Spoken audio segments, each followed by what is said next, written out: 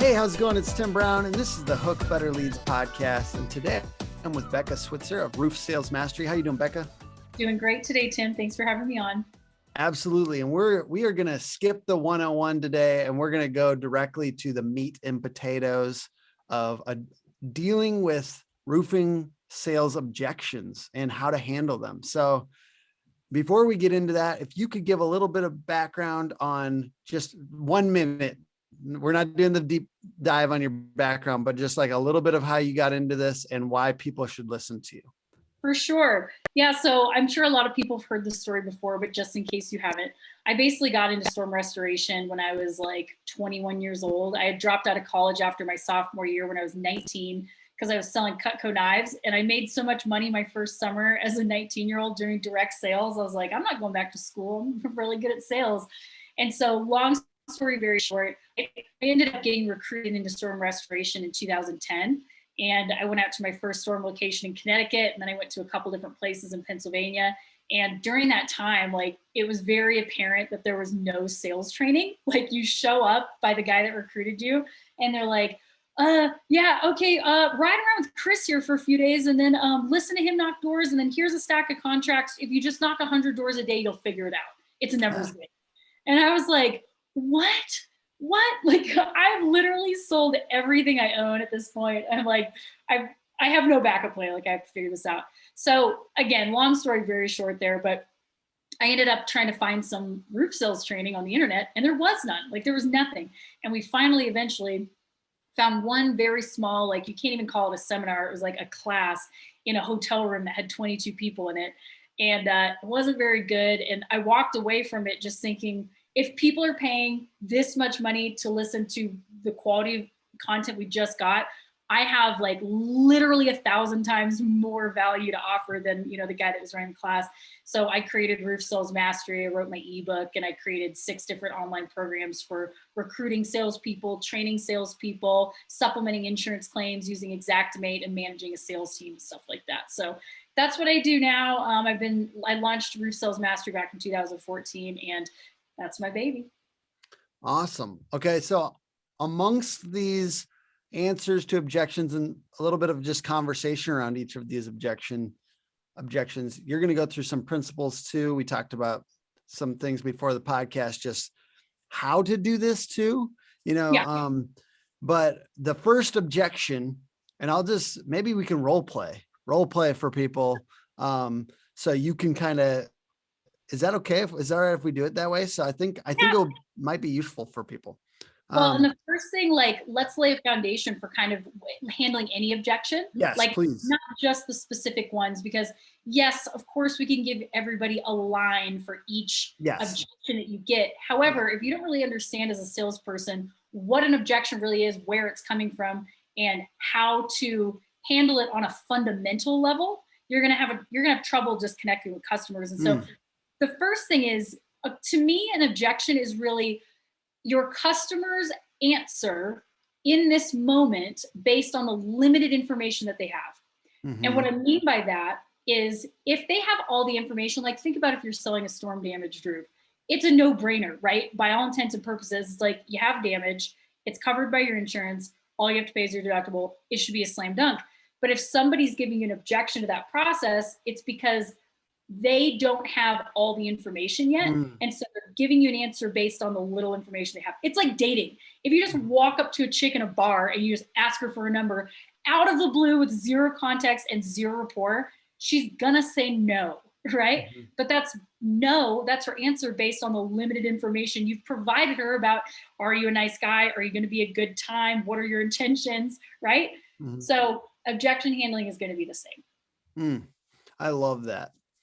So the first objection we've got is, I need to talk to my spouse. Yeah. So a lot of times I need to talk to my husband. For me, it would be, I need to talk to my wife. Right. So what do you do in that situation? So the first thing, this is actually, it brings up a great point. What's the best time to handle an objection? Do you know? Mm-hmm. It's before it ever comes up. Okay. So if you've gotten to a point where you've sat down with a customer and you are trying to get a deal signed and the spouse isn't there, when did you make the mistake? At the time you set up the appointment. Yes. right? Yep. So there's two different things. I'm going to tell you how to handle it at the beginning. I'm going to tell you how to handle it on the spot if you're a roof salesman. Yep. So the first thing is when you're setting up that inspection time, say, hey, something I used to just say is like, hey, is there a Mr. or Mrs.? And they're like, oh yeah, blah, blah. I'm like, okay, cool. Well, usually with storm damage and insurance lingo and stuff like that, I like to just have both people there. That way you don't have to worry about trying to remember like insurance jargon and stuff like that and communicate it to the other person. So when's a good time for both of you to be there? Would 4:30 or 5:30 on Thursday work better for you both? Right? So I'm ensuring that they're going to be there in the first place. Now, let's say that maybe you've even done that. And then you show up and one of the decision makers isn't there. I used to just do the inspection. I'd take the pictures, get the stuff together. I'd come down, knock on the door and say, hey, Mr. Jones, so I did find some damage up there. I've got some pictures and stuff like that. I noticed Jeff isn't here yet. When would be a good time to come back and I'll sit down with you both and just go over everything? Because I'm going to be in the neighborhood all the rest of today, all the rest of the day tomorrow, because I have so many inspections that I have to get done. I need to take pictures and measurements, blah, blah, blah. Would 6:30 work better tonight? Or do you want me to stop by tomorrow at like 4? Right? So then you can, instead of like going through the whole presentation and then wasting 45 minutes and hitting that objection, get it out of the way, like plan a new time to come and go through everything. So you're not having to go through the entire presentation twice. That's great. I love it.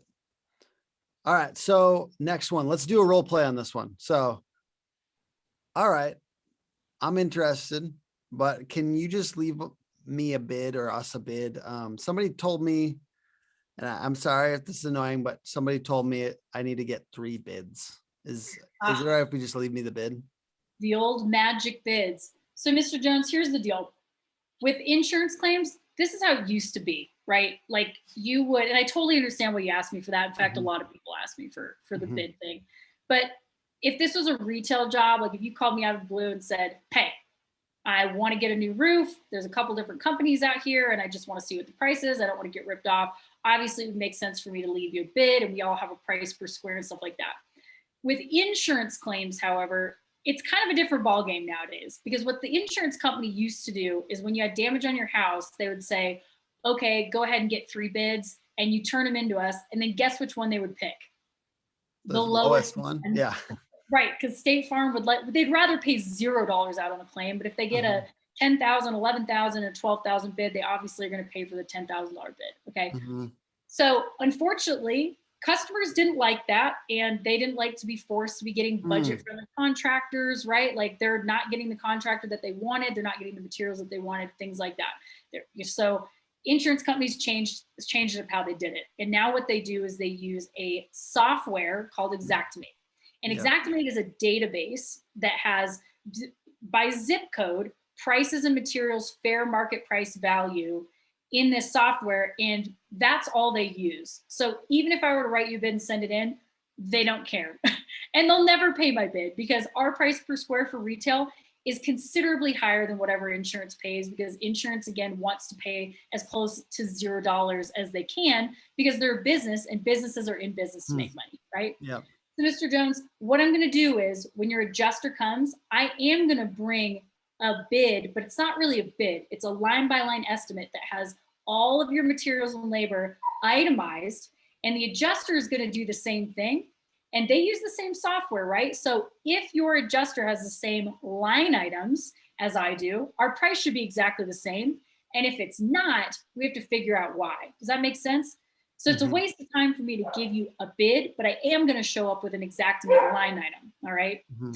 I like that because you're validating them, and you're talking about that earlier, just making sure that they feel heard, and then moving to I kind of like the idea of like saying like, that's how it used to be kind of thing. Like, but now we're doing this. So you're basically making them feel like they're not an idiot, even though you're asking for them to move forward in a different direction. Right. And, something of a little visual that I came up with several months ago, and I was like, people might think it's weird, but I love it. You have to think of an objection like an egg, and we have to keep the egg intact. And if somebody throws you an objection or an egg, if you just like stop and disagree, you break the egg. It's ruined, right? If you try to avoid it, the egg's going to fall back there and break. It's not your word. Yep. So how do you receive the egg? Well, you have to like cradle it and accept it. and then Yep. you hand it back. And the same is true with the objection, right? It's like, Love that. you don't want to make them feel dumb or that you're arguing with them. It's just like, hey, I totally get why you'd feel that All way. right. I However, like it. We're going Yeah. to objection 3 here. I love that, by the way. And I'm definitely going to be thinking about that for a while. 3, I'd like to talk to my, so I'm going to pretend to be this person. I'd like to talk to my insurance agent. To be honest, I really like them. That's And great. I like, here's the deal. I just don't want my rates to go up. I definitely would like I'd love to get a new roof, but I just don't want to pay more in insurance, basically. Tim, I completely understand why you'd feel that way. You know, my parents have had their same insurance agent for like 15 years. He still sends them a fruitcake every Christmas that they do not eat. Great guy. But you know, what they found was when you pay for an insurance premium every single year, it's not like that's what insurance is for, right? When an Mhm. emergency takes place, that make sure that your house is covered. And you have to look at it like you've been stocking away thousands of dollars a year for however many years into kind of like your rainy day fund for Hmm. if something is to happen. So really what insurance is doing is they're just basically kind of giving you back money that you've given them that hasn't had to be used when you actually need to use it in a case like now where, you know, your roof has been pretty damaged by hail and everybody hopefully you do like your agent, right? But Yeah. business is business. You know, you're not asking them to pay for it out of their own pocket. I think State Farm profits like $50 billion a year, something crazy like that. Yeah. So, and as far as rates going up, there's a difference between acts of God and like something that you're liable for. Here's an example. If you were to wreck your Subaru because you were texting and driving, your rates are definitely going to go up as an individual because now they consider you a higher risk driver. You made a mistake, right? But did you really make a mistake by deciding to live at this latitude and longitude where unbeknownst to you, a big hailstorm was going to come and drop, you know, baseball sized hailstones on your roof and damage your roof? Of course not. And so as acts of God, your rates are actually probably going to see an increase whether you file a claim or not, because everybody in this area is going to get a slight raise just because of the influx of claims that are coming along right from the storm. So they're not going to single you out for it. But I always make a joke with customers and say, look, if your rates are going to go up either way, you might as well get a free roof out of it, right? I like that. That's a good, I like the old insurance company profit close there. I like the, Trust me, I dig that move. I like that move. Yeah. Yeah. They make a lot of money. I was just talking on some comments this morning on Facebook. I was just like, I really wish I could be wish I could go look at the internal dynamics at these insurance companies and just, I wish I could see how they really talk about this. Well, Right. we all have our, I mean, I'm tainted. I obviously am rooting for the roofing companies who are finding legitimate damage and anyways. But I'm curious though, because maybe they're not as bad as we think sometimes. I don't know. Who knows? I can't remember now. I need to look it up. I almost want to just hop on Google really fast and look, but look at like a year like Hurricane Katrina and see how much money State Farm or Allstate profited even on a year like that, where there was total, like just entire homes, thousands and thousands and thousands completely demolished, and they still profit like it's ridiculous. I can't remember the figures, so I don't want to spitball, but you should look it up. Whoever's listening, just look up the year, whatever Hurricane Katrina was. Do you remember what year that was? It was a while ago. Yeah, it's been a while. But look it Probably up. like 2007 or something like that. Geez, yeah, I know it was a long time ago, but look at what the profit margin was, and you'll be like, what? Yeah. Yeah, I'm very, very curious. I got to know. I got to learn more about these people. Anyways, all right, next objection. Okay. I'm interested in this roof. I'm curious. I know some people in this industry, in this business. I'm just curious, will you eat my deduct? Like, would you, I don't think they'd say eat. Would you guys be open to paying my deductible? So Tim, as much as I would love to be able to do that and put $1,000 in your pocket, here's how the deductible works. So what happens is your insurance company and you have a policy, which is basically a contract, right? And what the deductible is they say anything above and beyond your deductible amount, we will pay for in the case of a loss, right? So here's what happens. What they used to do, and I literally write it out like this. This is the most valuable thing a roofer can take away from doing their storm restoration presentations. What they used to do is they would say, okay, you've got damage, all right? We agree. And let's say it's going to cost $10,000 to fix. Let's just make it easy numbers. And you've got $1,000 deductible. And I know this is probably backwards, but what can you do? So what the insurance companies used to do is say, okay, well, that means we owe you $9,000 because you're responsible for your deductible. And so $10,000 is what's going to fix your house. And they'd write one big check for $9,000 and say, here you go fix your roof. Unfortunately, what do you think some people did with one big fat check for $9,000? Any guesses? Drugs. So much cocaine that even Charlie Sheen was honestly astounded. And or Harley Davidson, big vacation, go to Vegas, new boobs, whatever, right? Or they would find two chucks in a truck that comes by and goes, well, we'll do it for $7,000 and you don't have to pay your deductible. And then you can pocket $2,000. We don't care. Well, insurance companies got kind of tired of paying for people to not get their roof done. So they started doing it differently. Same $10,000 claim, same deductible. That's still the part you're responsible for, okay? Same $9,000 that they're willing to pay out. However, they'll do something new. One, they put the mortgage company on the checks because the mortgage company is technically like the owner in the home and has the interest in the home, okay? So they have to sign off on it because let's just say, God forbid, this home ever went into foreclosure. They don't want to have a home that they need to resell that also has hail damage on the roof siding, gutters, and all this stuff, okay? So what they do is they give you check number one. That's called the actual cash value, the ACV. You're going to see this on your paperwork when it comes. And this is like how to calculate this is basically like roughly what your house is worth, the actual cash value of the roof right now with the damage, with the age and wear and tear and all that stuff. They're going to give you that check and go get started, get a contractor, get your materials, put your deposit down, whatever. They're going to hold on to the rest, the $3,000 here, called depreciation. Now, this isn't like a car, okay? If you had a Honda Civic that was 10 years old, you're just never going to see that money again, right? They're not going to give you that money back. But on a homeowner's policy, this is called recoverable depreciation, but they're not going to give you this until the work is done. So here's where the deductible thing, okay? We're going to tie this all together.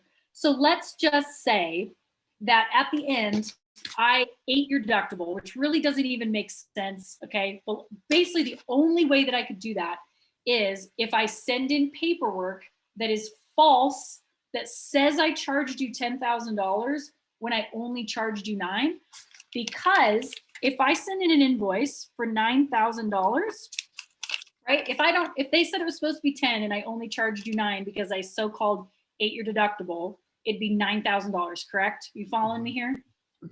Yeah. So if I send this $9,000 invoice into your insurance company and I tell the truth, here's what they're going to say. Oh, well, we already paid you $6,000 up front. You're responsible for your deductible, so that's $7,000.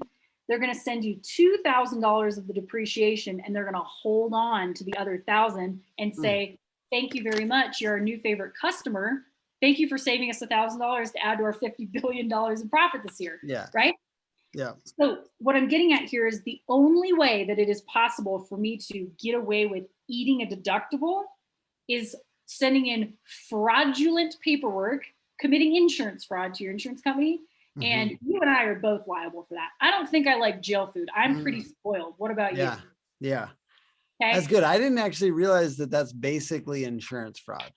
It is exactly insurance fraud. Gotcha. Because you're sending in a false invoice. You're lying to the insurance company and saying, oh yeah, we charge 10, but you only charge 9, so that the insurance company pays for something that they didn't actually owe for. I gotta tell my friend who owns that other roofing company. Okay. None of our clients do that. I was just still in the role play. All right. A lot of people still do, because here's the thing, Tim. Yeah. It's a really competitive market. Yes. And a lot of roofers think that the only reason that people sign with them is price, because they're not good Yeah. salespeople. They're not good at communicating their value, building their value. Yeah. They're not confident enough and convicted in the value that they're offering to explain that process that I just did. Mm. I've never once had to eat a deductible. And Mm. I've sold millions of dollars in roofs. And I have so many testimonials of my clients who will send me emails and stuff and say, I can't believe it. Like, I'm in San Antonio, Texas, or Houston, Texas. Texas is like the state where if you don't eat deductibles, you can't compete. That's what everybody thinks. And they're like, this works because you're actually what most roofers do is they're just like, well, that's insurance fraud and we're not going to do it. Well, Yeah. guess what? Speeding is against the law too, but we all do it, right? Yeah. So you have to explain to them this way, like Yes. show them where, like, Yes. here's why. Don't use it. Don't use the against the law thing as much. Yeah. Give them the reason why they wouldn't want that to be the case either. Right. Cocaine's Okay. against the law too, but we've all had a night in Vegas. Yes. All right. Let's get to the next one here. I don't actually think I have damage. So, Mr. Brown, I completely understand why you'd feel that way. And honestly, you might be right. There might not be damage. But have you had like a storm restoration expert up on the roof yet? I have kind of looked up there. I mean, I didn't get up there, but I did look and I don't really see any issues. And with the steepness of your roof, I really wouldn't recommend getting up there. You know, it's not worth like your spine or your hip or anything like that. Mhm. So here's the deal. When a storm hits your roof like this, if it was like a tornado or a hurricane, it'd be pretty obvious, right? Like you would have shingles missing, sticking up, there'd be shingles in the yard, there'd be debris. But hail damage is not quite as obvious as wind damage, okay? Because here's what happens. You have asphalt shingles up there, and basically they're made of that thin layer of asphalt that's covered in the granules. And the granules are the part that they really serve two purposes. One, give it color, make it pretty. And two, it protects that asphalt from being exposed to the sun. So when hailstones come down and hit your roof, here's what happens. They come down and they leave an impact, okay? Because they're falling from like 30,000 feet in the sky. They're balls of ice. They come down, they hit the roof, they bounce off. So unless you're going to have like bowling ball sized hail, which they sometimes get, it's not going to blow a hole through your roof or your decking. You're not going to be getting leaks and stuff today, tomorrow, next week, or even next month in most cases, but it leaves these bruises all over the shingles.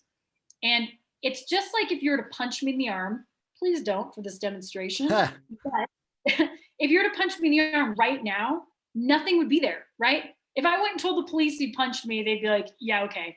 But tomorrow or the next day or the day after, what's going to be there? Big blue bruise is going to start to show up, okay? But it's not right away.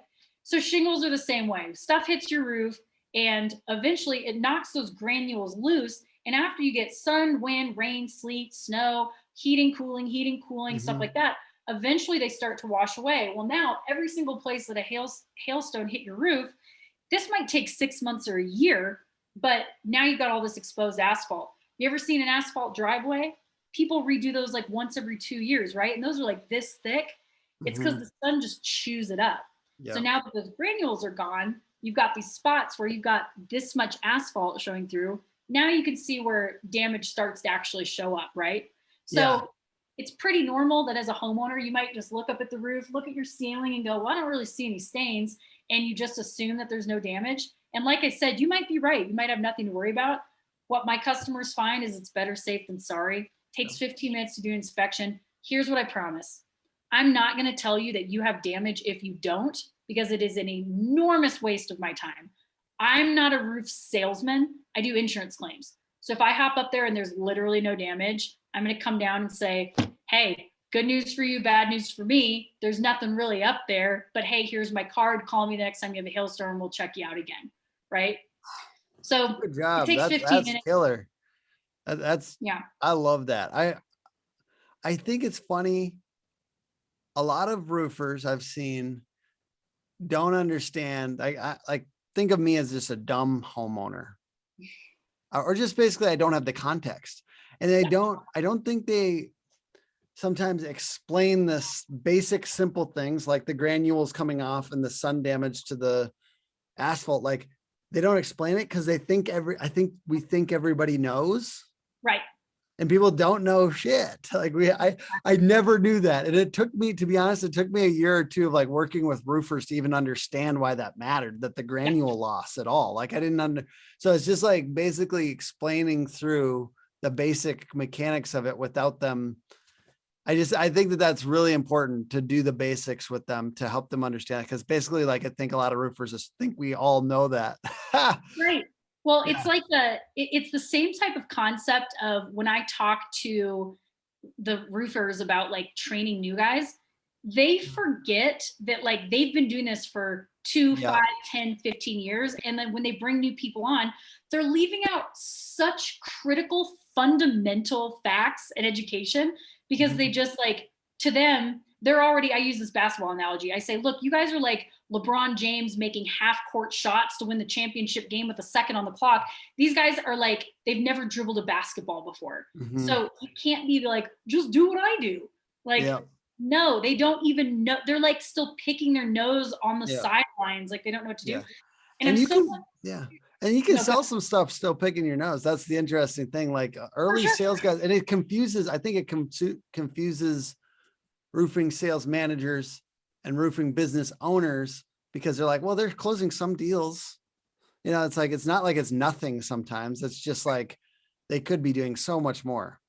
And this also goes back to just one more point I'd like to make. The remember when I said handling objection, when a customer gives you an objection, what they're really doing is giving you their answer based on the limited information they currently have. When you told me I don't have any damage, that was your truth in the moment because you didn't have all this other information. Yeah. So a good salesperson is going to be, basically what I'm doing is I'm giving you the information that you don't yet have so that you can make a new decision based on your new level of understanding. That's good. Okay.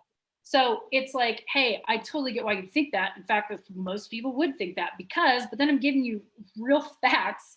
And now it's like, let's reassess and Yeah. make a new decision moving forward, right? It's just a really good way to think about sales in general. I mean, this applies to our business too. So I'm thinking, okay, this next one, I'm sending your notes that you gave me before in the chat, just a refresher for the things you said here. But this second to last one, you said you don't necessarily always have like so we're not going to role play it because you said there's not really a big solution. Like we're not going to all of a sudden break through this one, but we just want to think about it. Right. And how do you respond in that moment? And could you talk through some of the other principles, at least around the way you're hearing objections and stuff? So we talked about this a little bit earlier, and I said, there's one or two that I think stumps pretty much everybody most of the time because there is no magic bullet for it. And that's like either the I'm just not interested is one of them, and then okay, well, let me think about it, like the skeptical person. And the truth is, if somebody tells you like there's a one size fits all to answer that, that's just BS. Like there is no one size fits all. But if I've up to this point, if somebody says, let me think about it, it's because we've gone through some steps here already, right? Like that's not when you're going to get right off the bat. You've already laid a foundation. You've discussed some information about whatever it is that's going on. You've asked some questions. You've probably even handled a couple objections up until this point. So at this point, I would probably try to dig a little bit deeper. Like, okay, what is it that they want to think about, right? So I would say, Tim, I get that. Like, anytime you're in a position where it's like something feels, could be salesy, or I'm like, well, I don't really totally get what's going on here, or I don't want to be on the hook for something that I don't totally understand. I get it. I like to just be able to chew, digest, maybe do a Google search on this person, make sure they're real. But let me first ask you a question. Do you understand, like, did I do a good job explaining the process of like how the insurance claim works and what hail damage is and why it's better to kind of get on it sooner versus later? Yes. Okay. So you get like, it's basically a no-brainer. If you have damage up there, insurance will pay for it. And if they agree that they're going to pay for it, then all you're on the hook for is your deductible, which is pretty awesome because it's like 99% off. Yes. So let's say we went all the way through that process. What else is there that maybe makes you feel a little bit hesitant? Is there anything else you have questions about right now? Just want to look up your guys' Google reviews, and I don't know, like I'm just trying to make sure that I'm dealing with a reputable company. You seem awesome, but I just want to make sure that the company like stands behind the work and stuff like that. Tim, I don't blame you one bit. In fact, that's probably one of the most important things that you do. And honestly, if you'd done this before I came, if there's any way that you'd known that I was coming, this probably would have saved us this entire 30 minutes conversation, because you would have seen all our reviews and been like, this is the person, this is great. I totally get it. I don't eat at a restaurant or stay at a hotel or I don't do anything without looking at Google reviews first, because I just want to make sure, like, do other people think this person's good? So I tell you what, here's my card. Look up our company. You can check our testimonials there. And I tell you what, this is your phone number, right? I'm going to shoot you a couple of referrals of customers that I've helped right here in the area from this storm. And I'd love for you to just take 5 or 10 minutes to talk to 1 or 2 of them, because I know that they'll be able to kind of calm your fears. And talking to another human that's not trying to get you to sign on the dotted line will probably make you feel a lot better, right? Hmm. Right. So it depends. Like, some people are going to try to hard close there, but what you can't teach is gauging like where the customer is at based on as you continue to move the ball down the field. Yeah. Because as I go through that card, and I'm just spitballing here, Yeah. but I might be talking to someone who stays really like their arms are crossed and they're just like not comfortable. And if I haven't figured out what the thing is that's kind of making them hung up, then I might just have to say, hey, I totally get it. Why don't I stop by tomorrow around the same time when I figure you're home? And hopefully you've had a chance to look it up. And if you do, I can go back up, go over the pictures with you. We can kind of tie up the loose ends and get you moving in the right direction, right? Or if you see them sort of softening up and they have this lingering fear that maybe, you know, they just want to look you up. And then you're like, please look me up. That would have saved us 30 minutes, you know? Yeah. Now that might've been enough. Because in their head, they might be like, yeah, well, okay, they say all this, but if I look them up and then they're on scamreport.com, if I had gotten nervous when they said that, that would have sent them in another direction, right? So my point here is, with something like that, that's a non-specific objection, you have to be flexible and aware, like you're paying attention to the customers, their body language. Do I want to put a little more pressure on them to move in this direction based on how they loosened up when I said this and this? Or are they still kind of like being reserved and I want to say, okay, I'll just stop by tomorrow, no big deal, right? Or I'm going to call them tomorrow afternoon. So Becca, do you have 10 more minutes? I know that we're at the end of when we're okay. Yes, sir. This is the 7th one. Okay, I'm gonna role play this one because this scares the shit out of me. If I was a door knocker, this would be hard. So once again, I just want to say, like, touche to all of you who do this. I'm like, I wish I had the freaking nerve and guts, and I think I could get it, but it's hard. Anyways, so you're actually the 10th person to knock our door, and I honestly am kind of hoping that people stop doing this. So I'm probably going to put out a sign soon, but yeah, you're the 10th person to knock our door. Listen, I get it. I honestly feel bad knocking on somebody's door in a market like this. And listen, seriously, I hate knocking on people's doors to begin with. Honestly, I do. Like, I'm genuinely sorry to bother you. But do you know why people are going around knocking on doors? I think that I know that there was some storms in the area. I don't know. Okay. I don't think I need a roof, but yeah. Okay. So people are going around. You feel like people are trying to sell your roof. Do you have 90 seconds? And I promise I'm not going to try to sell you anything. If you think I am, you can shut the door in my face. 90 seconds. All right, go. Okay, set your timer. All right. So the reason there's so much racket going on here in the neighborhood is that storm that you guys had like a week or 2 ago actually damaged quite a few homes out here. And I've been doing free inspections for the neighbors. And here's what I've been finding. These are pictures of your neighbor's shingles. I'm going to just like scroll through, right? Yeah. And, ooh, I like having the single photos ready. That's good. Right. It's like, this is actually Tim and John. I don't know if you know them or if you know the Jeffersons, like 3 or 4 blocks down. They've got that greenhouse. So these are pictures of the roof. And the reason you got so many people going around is because this is kind of a big deal. Like, these roofs are pretty damaged. And the thing is, insurance companies actually pay for this damage. Like, they'll put a new roof, siding, gutters, stuff like that on houses. But you don't know if you have enough damage to file a claim until a professional storm restoration expert takes a look at your roof and can tell you what's going on.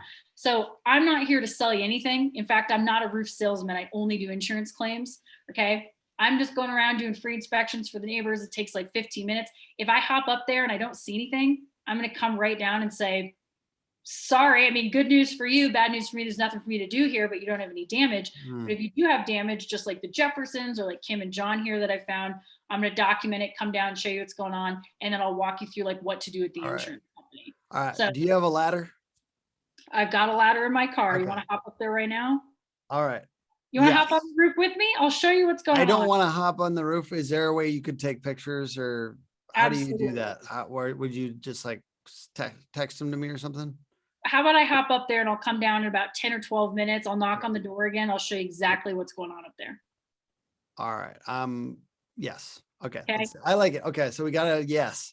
And a lot of it has to do with your personality too, right? Like, just if you can, and I know it's difficult when people are in that mood where they're already answering the door with a little bit of like, you know, abrasiveness, but if you can connect with them, and that's why it takes like patience and try not to be reactive and like really relating, be like, dude, listen, I know I'm like, I hate to knock on your door. Like, I know I hate it, right? And you're genuine about it, then they might soften and like listen to you. Mm-hmm. I dig it. Okay.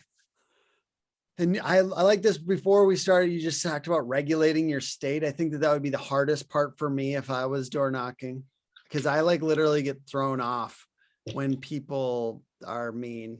Oh, I'm yeah. I'm a sensitive person. So like, how do you coach people? Let's end on this. How do you coach people on staying in the zone when douche over here and Karen over here throw bullshit at us? Like, how do we cleanse ourselves and get back in it?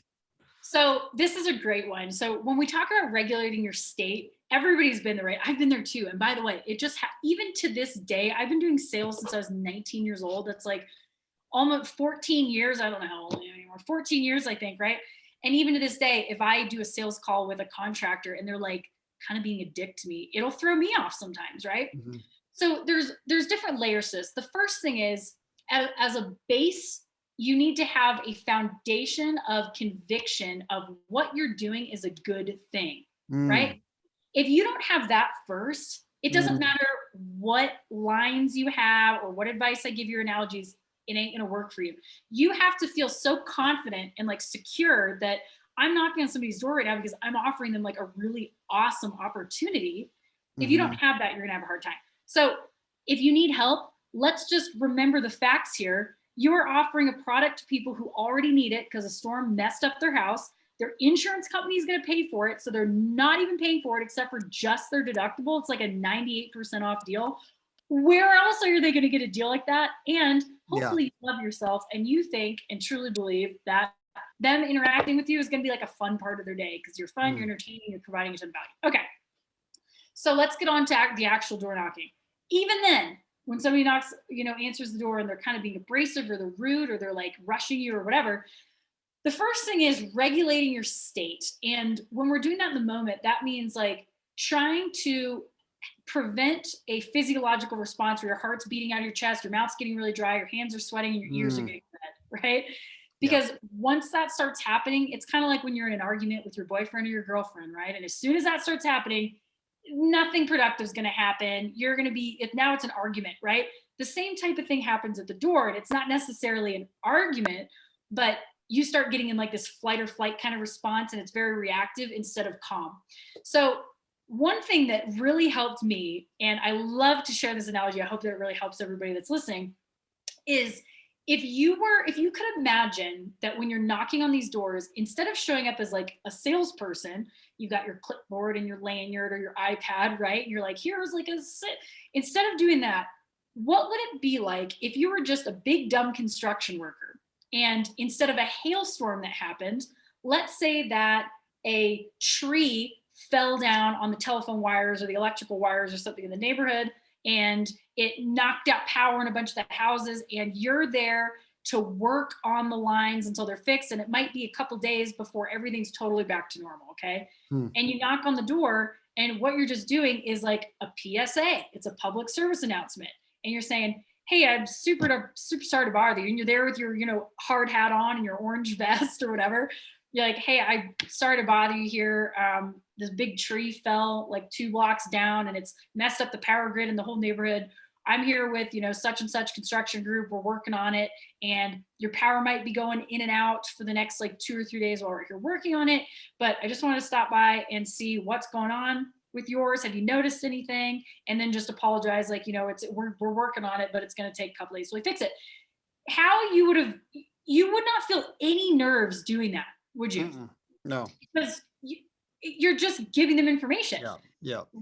What's different about giving them that message about something that's relevant, that's going on in their neighborhood that you're there to help them with, compared to you're knocking on their door because a hailstorm hit the roof and they might have damage? It's literally the exact same thing.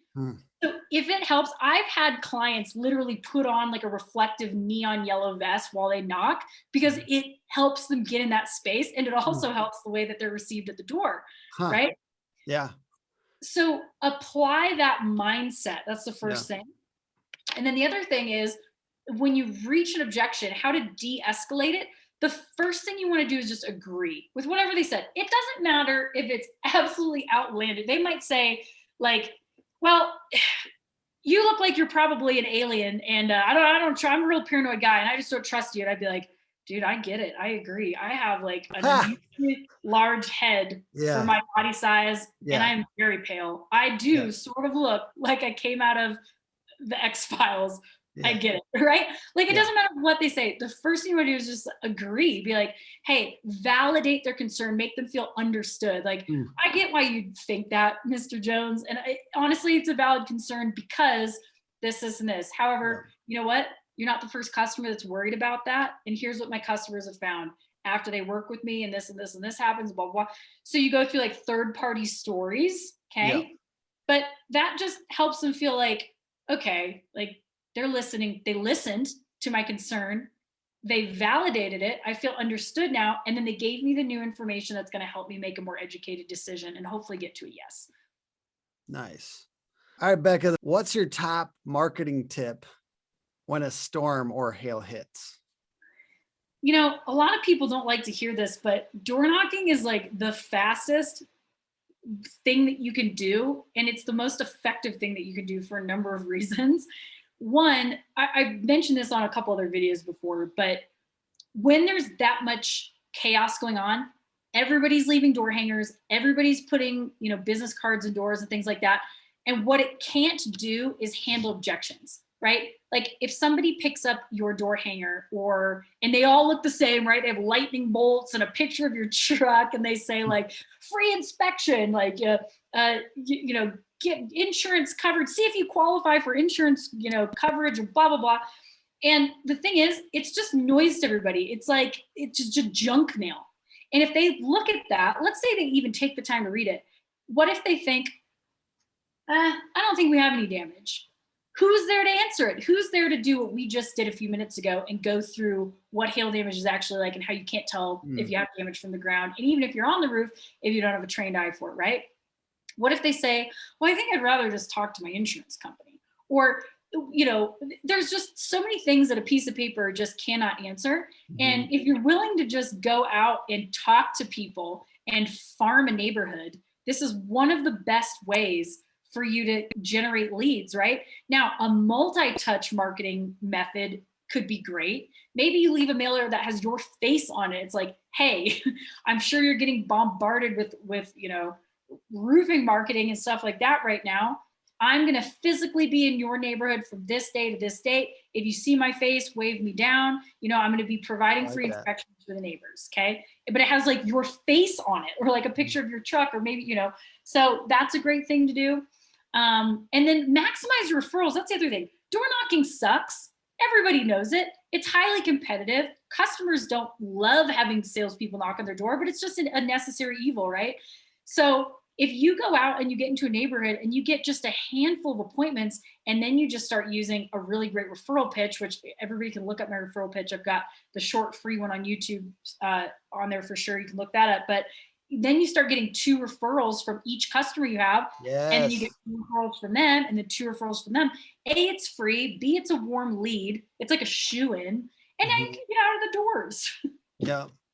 So question, just to give a little bit more like urging on that, like I have customers, like people believe in Google too, right? Like we're heavy on Google and stuff like that. But at the same time, if I was a roofing company, I would also be door knocking. So I'm a big both guy and all guy, to be honest. But for those people that are just stuck in marketing mode and just stuck in referral mode, like, how do you get those people when they're like, I want to go from 2 to 5? And you're like, well, part of that is door knocking. Part of that is social media. Part of that is everything. Like, do all of it. How do you get those people to move and actually get them out of this mode of I'm stuck in, I'm only going to be marketing guy? Right. Well, the first thing is look at where you are and be honest. Like, okay, I've just been doing the online marketing and I'm not where I want to be. I'm still at 2 million, or I'm only at 2 million, or whatever it is that you're at, right? What do they call they say the definition of insanity is doing the same thing over and over and expecting different results. So first be honest, like, okay, if it's working for you and you're like, we don't have to touch any doors and we just get tons of inbound leads, then stick with that. But if it's not working for you, the path to success usually involves more than one element. For example, fitness. Okay. It's if you're going hard in the gym, but your diet is dog shit, sorry, but you're going to be fat. Like there's no way to outwork a bad diet. Okay. Like it. And then same thing, you might be like dieting really hard, but you're not getting the body that you want because you're not weightlifting and not getting the body composition built up. So it takes both parts, right? It takes proper sleep and blah, blah, blah, and enough water and the right diet and the right exercise plan. So as far as when it comes to scaling your business, you have to attack it from all these different angles. If we're just talking about leads, of course, an online presence is important. The first thing we all do, we're all on our phones 24/7, 365, right? And we're going to look up companies and make sure that they're not scam artists, or they have good reviews or whatever.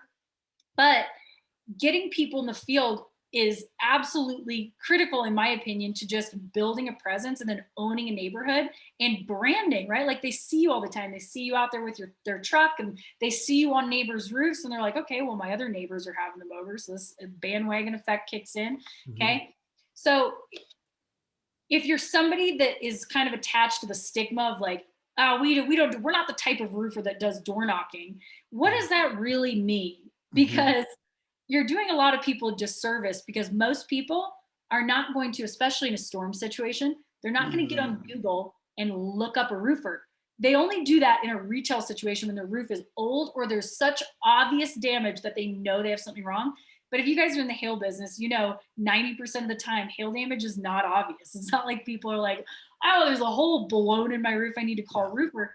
So if you're relying on the internet for that, you're missing a large chunk of customers that need you physically to show up on their doorstep, whether they like it or not, and have a conversation where you educate them, handle their objections, and actually physically get on and look at the roof. So don't be against it. I think, Tim, a lot of people are just not good at door knocking, and it makes them really nervous. And they just think, well, everybody hates it. So they just write it off entirely. But these huge companies that do like 20, 30, 40 million, they've got an army of canvassers deployed in the neighborhood as when the first hailstone hits. Yep. That's a very good point. Okay. So my next section is talking about answering the phone. So a couple of the first questions are like, how quick should you answer the phone? So actually, let's do rapid fire on this, and then I'm going to edit it down.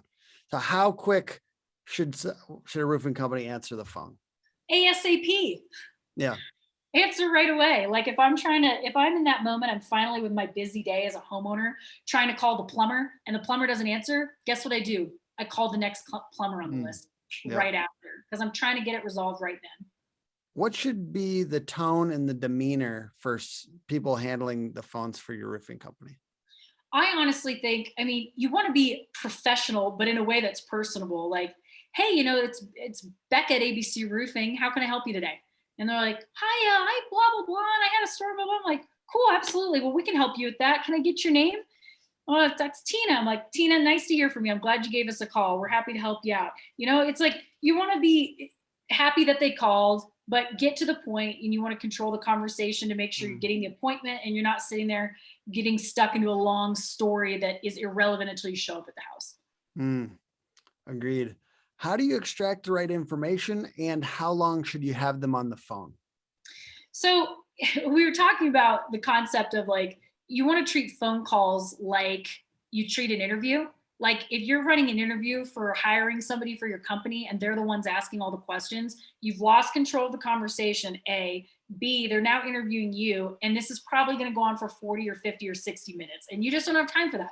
So we're not trying to get people off the phone, but when it comes to running a business and your phone's ringing a lot and you have other stuff to do, you want to make sure that you're controlling the conversation. And so what you can do with something like that is, you're like, hey, so what's going on? Just give me a brief understanding of what's going on. And they're like, oh, well, this is happening, blah, blah. And it's like, cool. Well, let me ask you a couple questions. And then what the process is I'm going to set up a time to come out and look, because there's not a whole lot we can do with speculating with, just talking about it over the phone. I really would like to get my hands and eyes on it myself.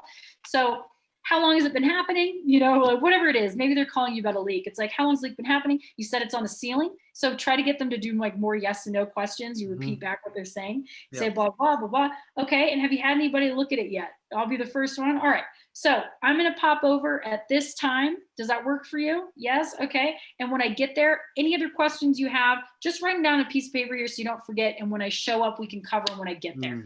Like that's a really easy way to do it. What do you think about like length of a call? Like what's your ideal length? Are you trying to make it longer to get familiarity, or are you trying to keep it somewhat tight? So this depends on the context of the situation, right? Like, is this just an inbound call where somebody wants Let's say it's an inbound, like inbound lead, and they just want you to come and maybe look at their roof, or maybe they have a roof or something like that? Yeah. I mean, the phone call really doesn't have to be what you want it to be long enough that they feel like you listened to them and you're not just like trying to show up to sell them something, right? Like, but that can be done in 5 minutes. Yeah. And if they have a lot of questions, then, and it seems like, okay, this is going on and on, say, Mrs. Jones, you've got some really great questions, and I'm glad that you're that tuned into what's going on, because a lot of people just have no idea. But I tell you what, this will be a lot more productive to kind of discuss when I get there, when I can see it myself, because right now I'm just kind of guessing and like kind of trying to picture what you've shown me. So is it cool if when we meet, to later today or tomorrow at 4:30, we can kind of go over all these questions when I'm there in person, so I can take a look at it and give you my best answer, right?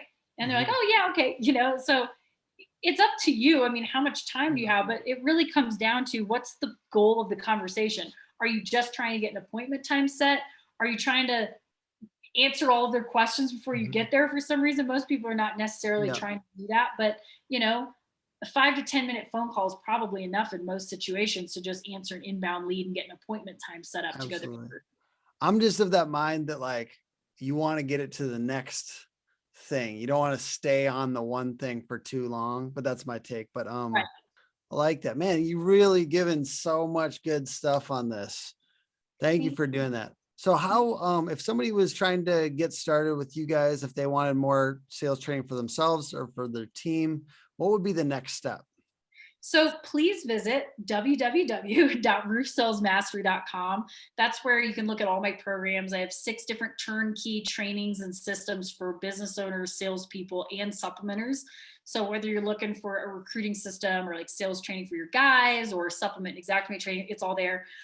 You can check out my YouTube channel. That's where I have like my free videos, just Roof Sales Mastery. I'm on Instagram at Roof Sales Mastery, and you can always email me if you'd like, Becca, BECCA @roofsalesmastery.com as well.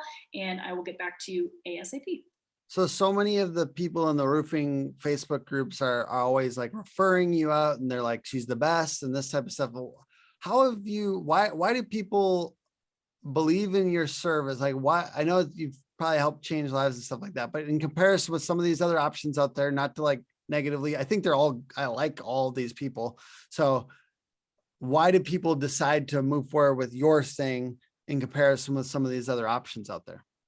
I think there's a couple reasons. One, I've been doing this since 2014, and the testimonials, the results-based testimonials that my clients leave, like I have hundreds of reviews that aren't just like, great program, 5 stars. It's like pager texts like this long where they explain, I started with 6 salespeople and now I have 30 salespeople in 8 months, or I went from $2 million to $6 million in 1 year, or my average supplement jumped from $1,500 to $5,200 this year following back and stuff. So I think it's just the proof in the pudding, like real humans that are using the programs, that are sharing their results. I mean, that's huge. And big thank you to everybody who takes time to leave a review, because it helps my business so much. Yeah. But I think I also put out so much free content that is not just like short little snippets. Like I give away so much of my stuff for free on YouTube that it helps people know that what they're buying, they're not afraid to spend that price tag and invest in their businesses because they know like if this is what she gives away for free, like I can't even imagine how good the paid content is. Like that's feedback that I get a lot. And I think, the feedback I've received, one of the things I hear a lot is the way that I put my training together, whether it's my videos or my written lessons, I've taken what's sometimes complex concepts for people to understand, whether it's the supplementing or closing or objection handling or whatever, and I've dumbed it down in a way that makes it really easy for people to actually understand and then use. And I think that's huge. Yeah, for sure. Trying to figure out how to get your people to use stuff, like that makes a lot of sense. Thank you so much for being on. And the podcast is put on by Hook Agency all over social. And thank you guys for watching and listening. All right, bye. Yeah.